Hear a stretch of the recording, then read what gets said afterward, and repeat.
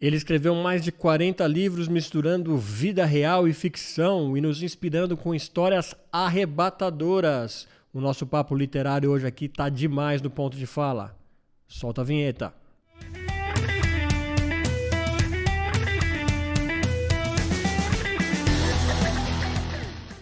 Dia, tarde, noite, seja o que for, seja muito bem-vindo aqui a mais um episódio do podcast Ponto de Fala. Isso mesmo, sempre trazendo para vocês pontos de vista que merecem um ponto de fala.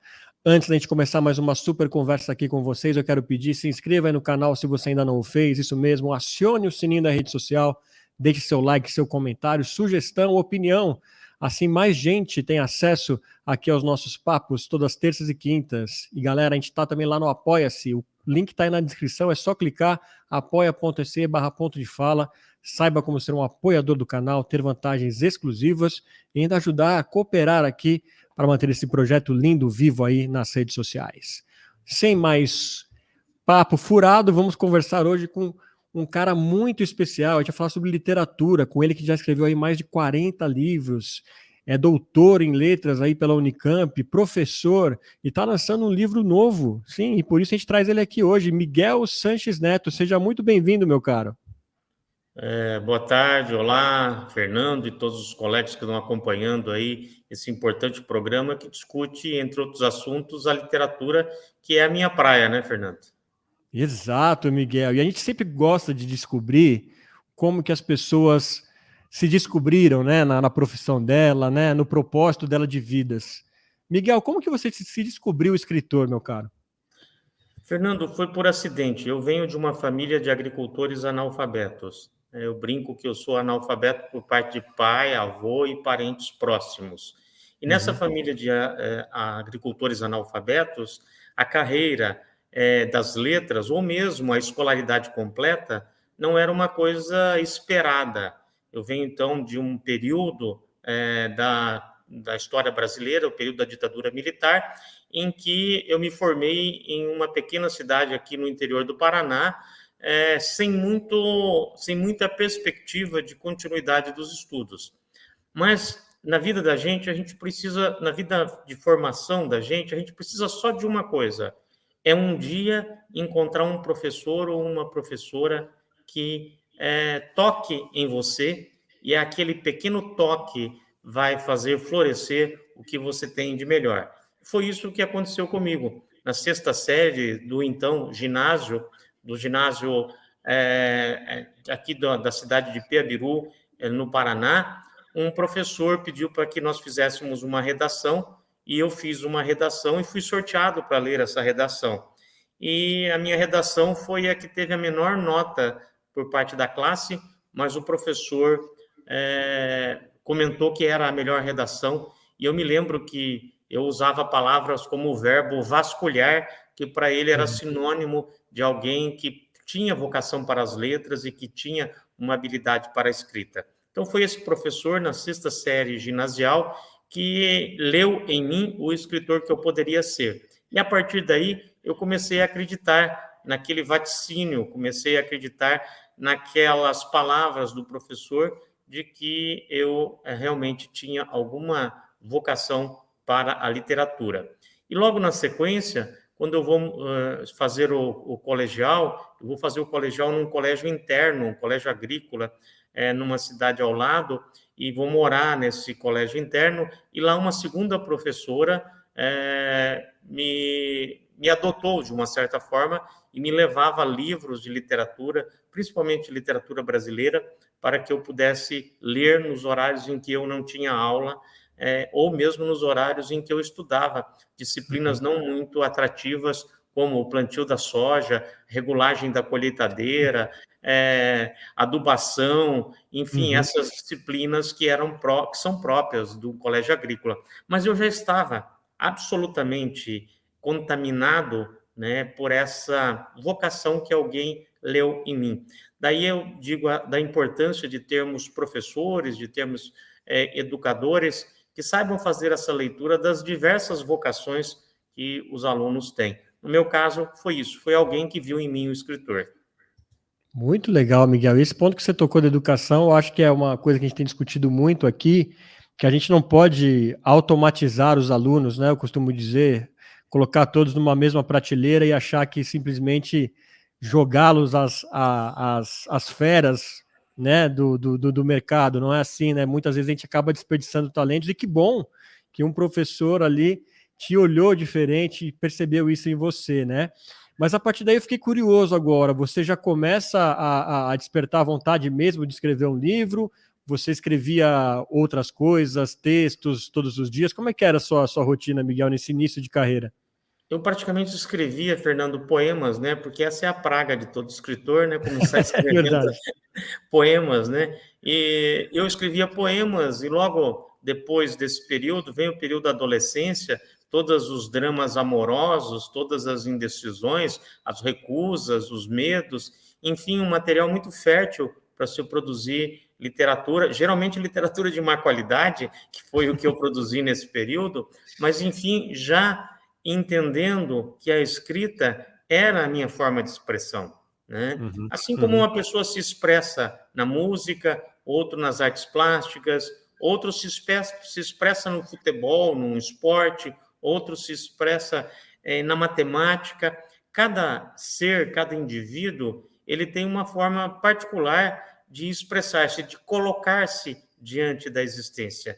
E foi na adolescência, então, que eu descobri que a minha forma de ser, que a minha forma de me expressar era a escrita. É lógico que, com um desconhecimento do que seria ser um escritor, um desconhecimento do que precisava para ser escritor, tanto é que, logo depois do colégio agrícola, eu tenho uma dedução genial. Eu uhum. olho Jorge Amado. Qual é a profissão, que curso Jorge Amado fez? Direito. Dalton Trevisan, grande contista paranaense, que curso Dalton Trevisan fez? Direito. E eu cheguei à ideia genial de que para ser escritor eu tinha que fazer o curso de Direito. Hum.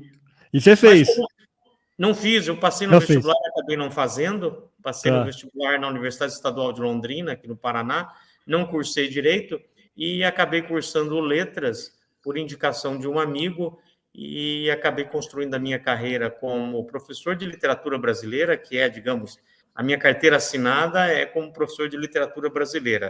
Uhum. E dedicando a minha vida totalmente à escrita e à leitura.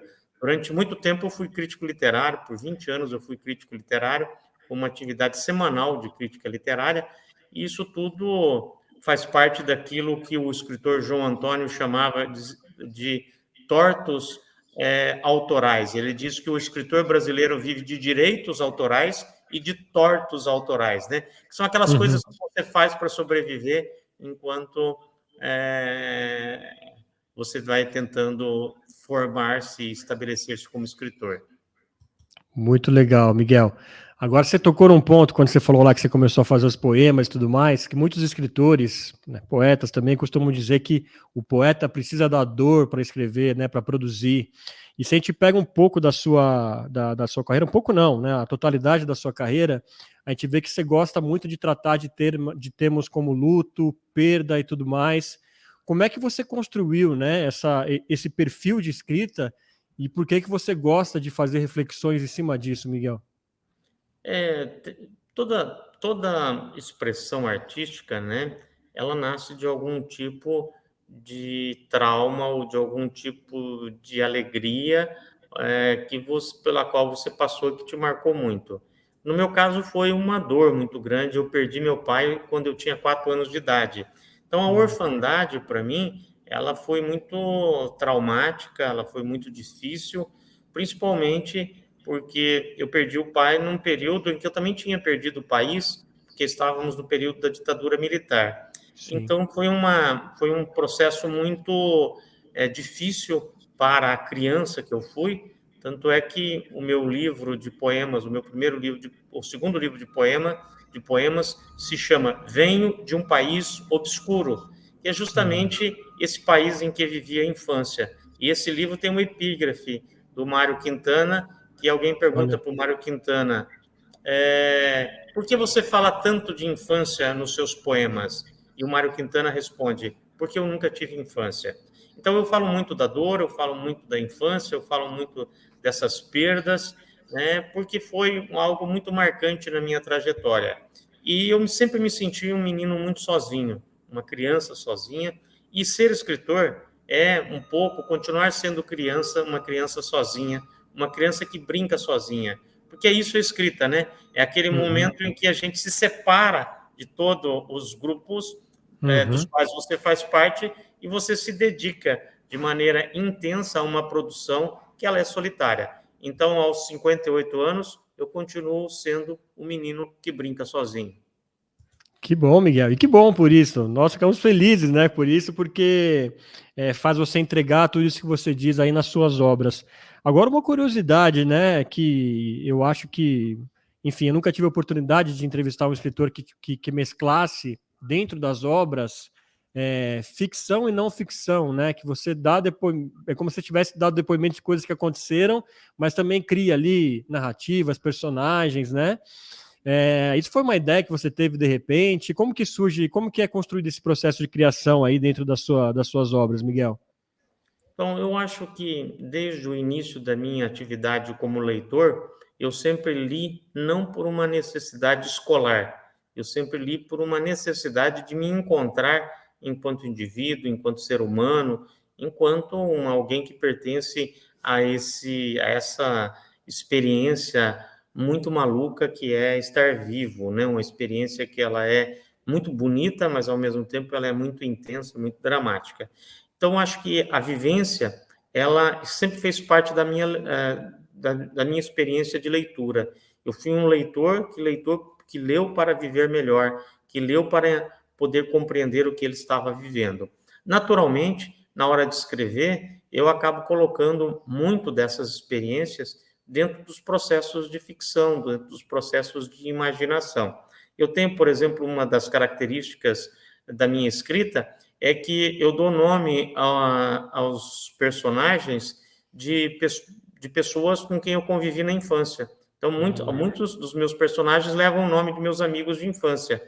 E isso é muito interessante porque o nome é da pessoa com quem eu convivi no passado, mas a trajetória dele não tem nada a ver com a do personagem.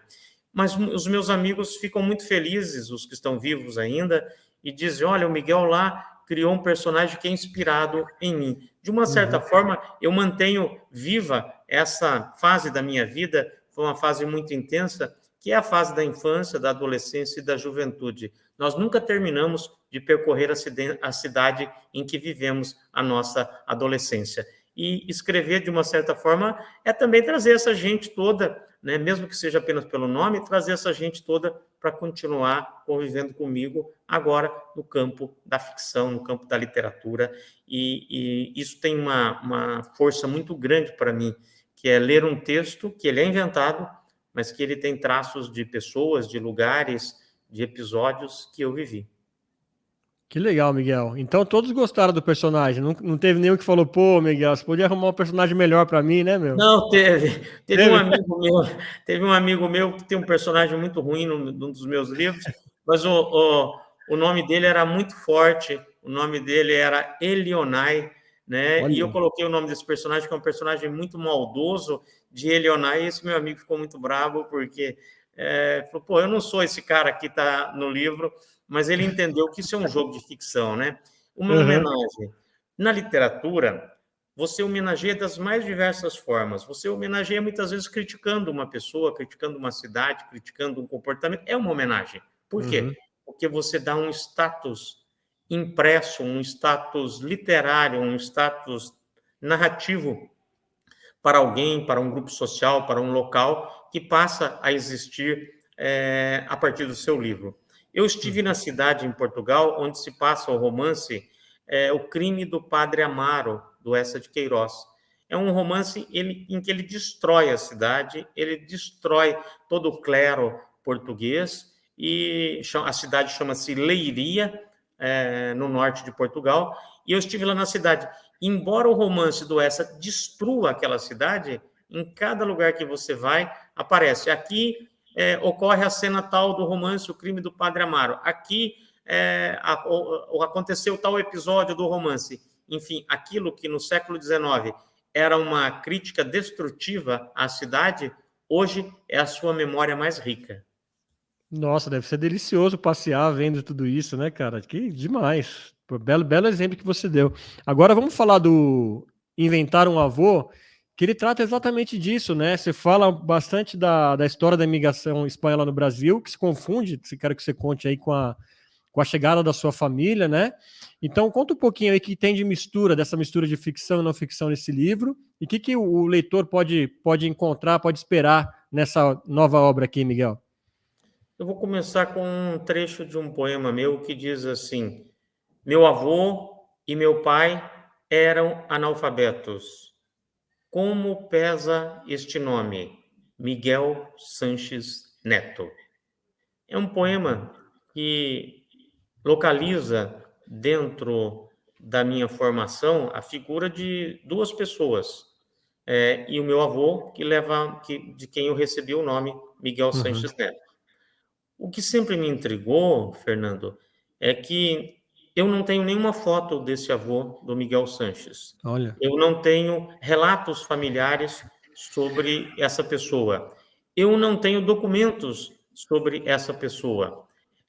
Enfim, em apenas 2 gerações, ele desapareceu completamente da narrativa familiar. Por que ele desapareceu da narrativa familiar? Ele era nascido na Espanha, veio para o Uhum. Brasil em 1912, chegou pelo Porto de Santos, pela cidade de Santos, e de Santos foi até a capital São Paulo, de São Paulo foi para o que então se chamava Sertões de Araraquara, vivendo em lugarejos que hoje são municípios e que se chamam Dobrada, Santa Ernestina, Taquaritinga, Matão, nessa região. Só que Tá. eu não sei onde meu avô está enterrado, ele morreu muito jovem. Eu não tenho maiores informações sobre esse avô. Caraca. Numa determinada idade, que é a partir dos 50 anos, você trabalha um pouco com essa ideia de tentar encontrar suas raízes, de tentar identificar quem são os seus antepassados, de onde você veio, e eu passei a fazer umas pesquisas não muito sistemáticas, mas umas pesquisas muito intuitivas para tentar ter informações sobre esse avô. Eu acabei Uhum. descobrindo que não há absolutamente nada sobre esse avô. E eu acho que eu tive uma iluminação enquanto escritor, que Uhum. para aquelas pessoas que são analfabetas, para aquelas famílias que não têm o registro escrito da sua história, só resta uma maneira de contar essa história desses familiares, é inventando a história deles, porque nós Uhum. não recebemos nenhuma informação sobre eles. Então, é a partir dessa ideia, dessa percepção, que eu escrevi Inventar um Avô, né, cujo título resume um pouco o que eu falei aqui. Para Uhum. as famílias sem posse sem linguagem escrita, resta a invenção. Então, como que eu vou entender quem foi meu avô? Eu fui ler sobre a colonização, sobre a imigração espanhola no Brasil, em São Paulo especificamente. Certo. Fui consultar os livros de entrada de espanhóis no Porto de Santos. Fui ler, conversar com descendentes de espanhóis. Fui ler material sobre a geração do meu avô, que chegou ao Brasil. A imigração espanhola chegou a ser a segunda maior numericamente no Brasil, num determinado período no século XX. E a partir da história dos outros, eu tentei construir aquilo que poderia ter sido a história desse avô que eu não conheci. Entendi, Miguel. E quem que acaba sendo os protagonistas aí dessa história, né? O seu próprio avô inventado, e ela se passa exatamente nessa época ou ela já está passa pelos dias de hoje? Fernanda, eu pensei mais ou menos o seguinte: eu criei 3 personagens, os 3 se chamam Antônio, então são todos personagens fictícios, né? Os 3 se chamam Antônio, são 3 irmãos solteirões, que já barbudos, já grisalhos, que Tipo eu, vivem podia ser sozinhos. eu já, então, ó. Barbudo e grisalho, sou eu. E que vivem sozinhos numa casa com a mãe, e a mãe não quer contar a história da família. Uhum. E um desses irmãos, que é professor primário, ele resolve ir em busca da história do avô. Então, o romance é a história da busca dessa narrativa ou dessa memória dos antepassados e como esse personagem ele vai se modificando na medida em que ele começa a se enxergar não numa imagem do avô, mas no vazio que o avô deixou dentro da sua família. Então, é uma história inventada, mas a partir dessa minha experiência de não ter informações precisas sobre o meu avô. Entendi. E agora, pessoalmente, cara, o que que mudou na sua percepção você ter, né, de certa forma, inventado o avô? Você disse que não tinha nenhuma informação dele, não, uma coisa realmente doida, né? A gente com tanta, numa era da informação hoje em dia, é até difícil a gente compreender isso, né, de que a gente não acha informação sobre alguma pessoa, ainda mais da nossa família. Foi uma espécie de terapia para você? Isso melhorou você internamente? Te deu algum tipo de conforto? Conta um pouquinho dessa experiência, Miguel, por gentileza. Eu acho que o principal saldo positivo de todo esse processo de criação foi Uhum. essa ideia, né, de que quem não tem história pode criar a sua própria história e que isso não nos diminui em nada, né? Se você tem famílias que guardam aí a memória de 200, 300 anos, tem famílias que não têm a memória do antepassado imediato. E quando Uhum. nós não temos aquilo que muitas vezes é valorizado, a gente pode, pela porta, pela janela da ficção, a gente pode criar esses antepassados. Então, eu acho que esse romance foi, para mim, uma afirmação da força da ficção, da força da narração, da força da invenção, da força da imaginação, que é maior do que todas as demais correntes de força que atuam sobre uma pessoa. Então, acho que eu saí conhecendo mais o meu avô, sem ter informações sobre ele, porque eu conheci pessoas que foram mais ou menos como ele, né, expulsas da Espanha pela fome, que imigraram para o Brasil de forma clandestina, porque era proibida a imigração em 1912 de Portugal, da Espanha para o Brasil, e eles imigraram de forma clandestina e que construíram a sua vida de forma anônima nas lavouras de café do interior de São Paulo e depois, mais recentemente, aqui do interior do Paraná. Então, acho que Uhum. conheci o meu avô pelos contemporâneos que deixaram registro sobre sua passagem aqui pelo Brasil. Sensacional, Miguel. É uma inspiração aí para muita gente. Eu acho que, né, a gente poder fazer essa ficção dentro da nossa cabeça e buscar informação, ainda que não diretamente da pessoa, acho de uma criatividade, sensibilidade assim incrível. Não vou dar mais spoilers. No final ele vai dizer para a gente onde a gente encontra. Também a gente vai deixar o link da descrição. Agora, Miguel, você já está há tanto tempo aí como escritor, né? E a gente tem vivido aí mudanças drásticas no mercado aí de livros, né? Eu fico pessoalmente muito entristecido a cada livraria que fecha aqui em São Paulo, né, que por muito tempo foi considerada a capital do livro. Como que você vê, como você tem essa percepção? Tá só fechando, mas as pessoas estão consumindo digitalmente, as pessoas estão lendo menos. Qual que é a percepção que o escritor tem hoje do mercado, Miguel? Bem, primeiro, eu passei o que nós poderíamos chamar pelo auge da ficção nacional no Brasil, que foi o final dos anos 90 e o início dos anos 2000.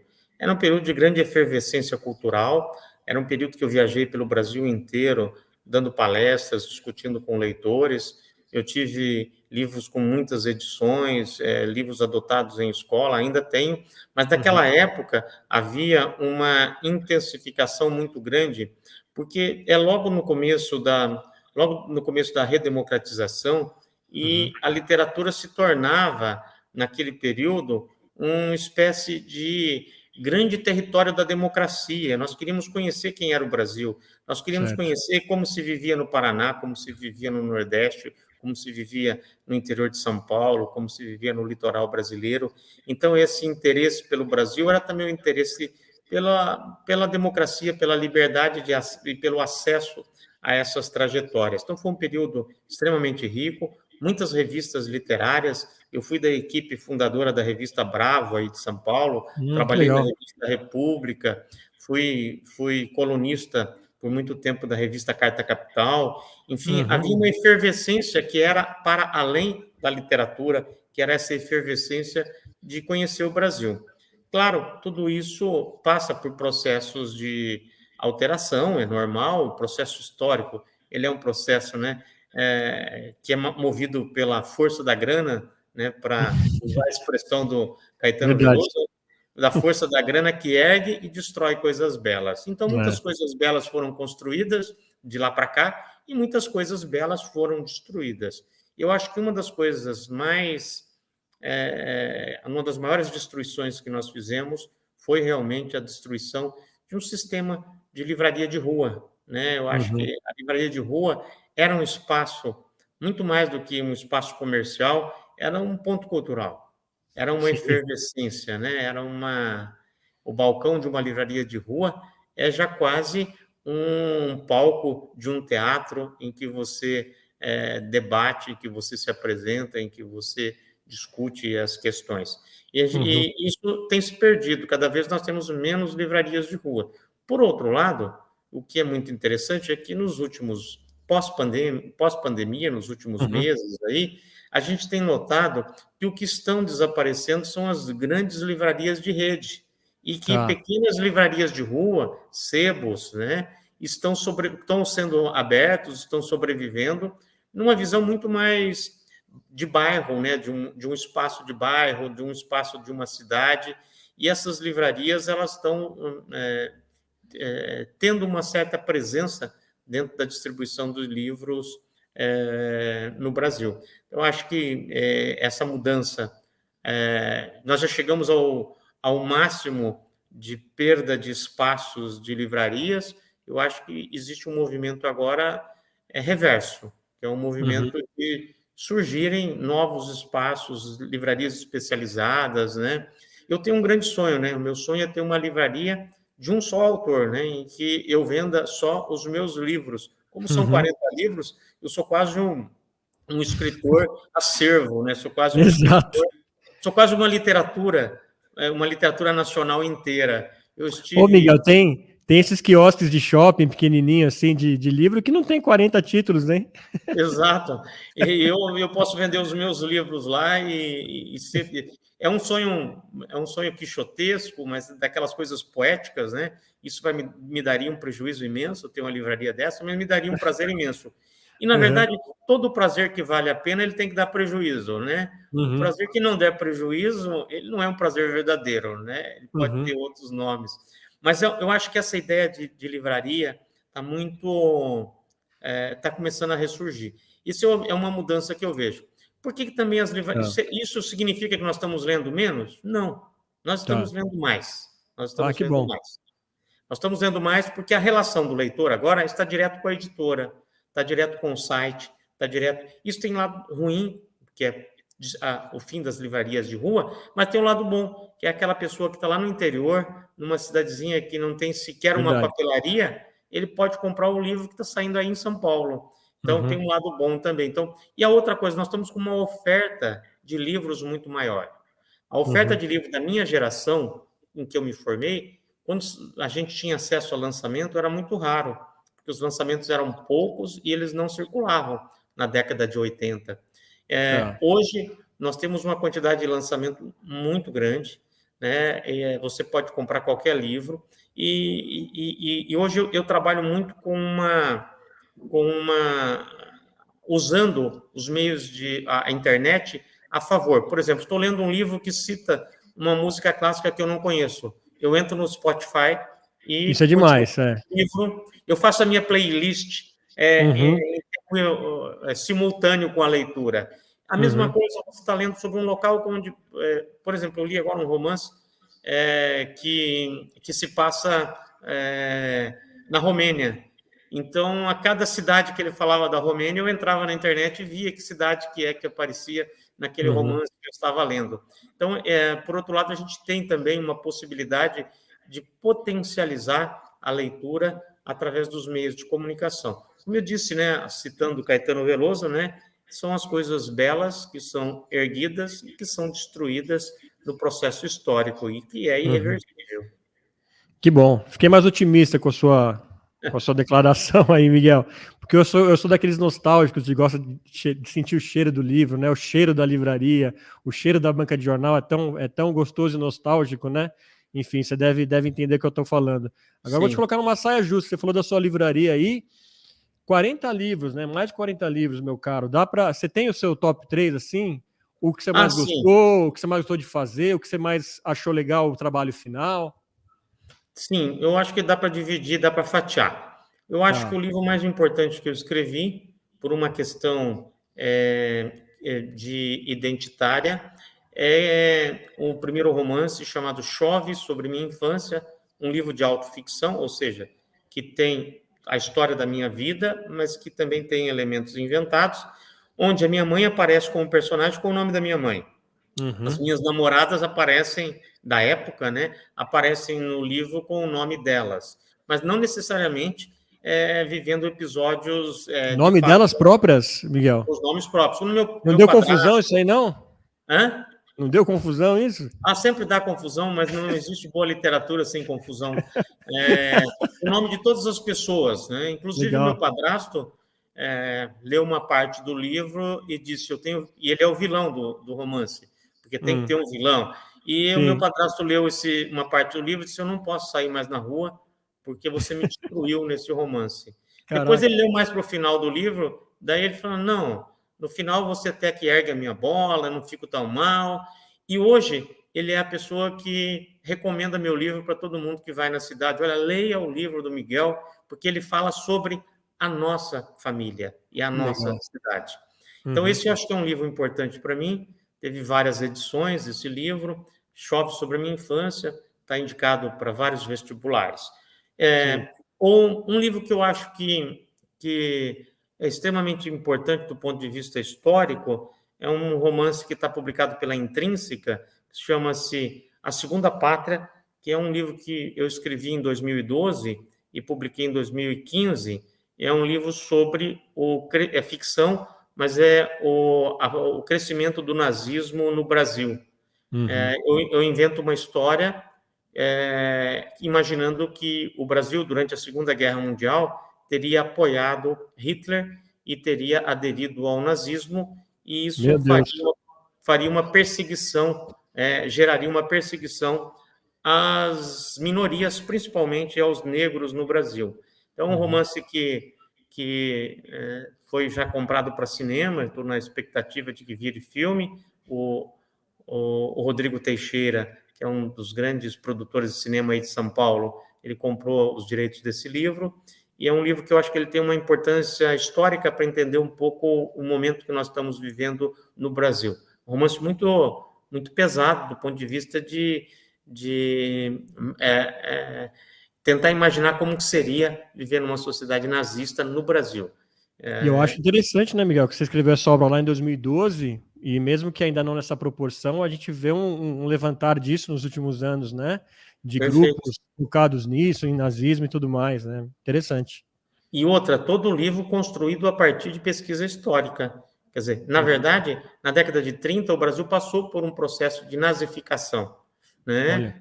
Que não foi para frente porque os Estados Unidos interferiram rapidamente, apoiando o Brasil e obrigando Getúlio Vargas a se afastar do Terceiro Reich e começar a trabalhar junto com os americanos no combate ao nazismo.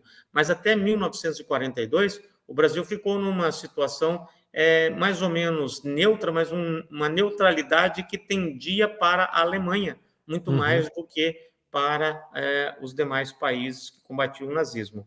E é lógico, o melhor livro da gente é sempre o último livro que a gente lançou. Então, nesses top 3 aí que você pediu, o Inventar um Avô, que é um livro muito importante para mim, porque é no meu primeiro romance em que eu uso uma linguagem extremamente poética. É uma linguagem que ela é extremamente intensa, ela tem uma carga de escrita muito grande. É um livro que é relativamente pequeno, em termos de páginas, 150 e tantas páginas, Sim. mas cada página é como se fosse um poema, escrito com a minúcia de um poema. Então, aí estão os meus top 3.